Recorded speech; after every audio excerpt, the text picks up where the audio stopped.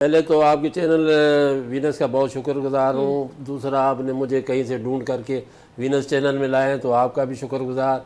लेकिन हमारा जस्टिस साहब जो है उन्होंने जिन्होंने पार्टी बनाई, पहले ये पीटीआई में इमरान खान के साथ थे, तो काफ़ी पीटीआई से इम्प्रूव हुई, हमारे जस्टिस साहब ने उनको बनाया।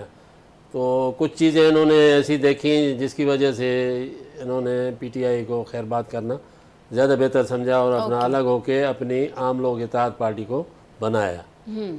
तो उनको कुछ अर्सा तो खुद चलाया, फिर उन्होंने अपने पास भी नहीं रखा, किसी और को दे दी, रहमतुल्लाह वज़ीर साहब को दी जो वज़ीरिस्तान के इलाके से ताल्लुक़ रखते थे। तो उन्होंने 2.5 साल उन्होंने चलाया।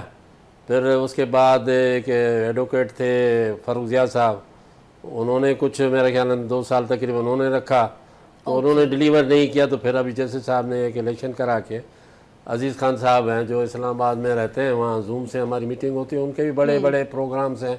अभी इंशाल्लाह रिसेंटली कुछ वो शो करेंगे हमारी पार्टी के लिए। हमारी पार्टी का जो है ना जो मैनिफेस्टो है आम लोगों की बेहतरी, उसमें वुमेन पावर भी है।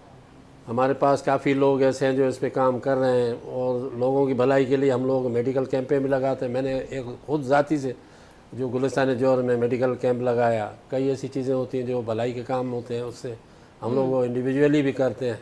मैं बिल्दिया टाउन जाता हूँ हर साल, जो भी है राशन पानी जो मेरी हैसियत के मुताबिक मैं जाके देख के आता हूँ। वहाँ बहुत लोग डिज़र्व हैं, बहुत ही गुर्बत है वहाँ पर।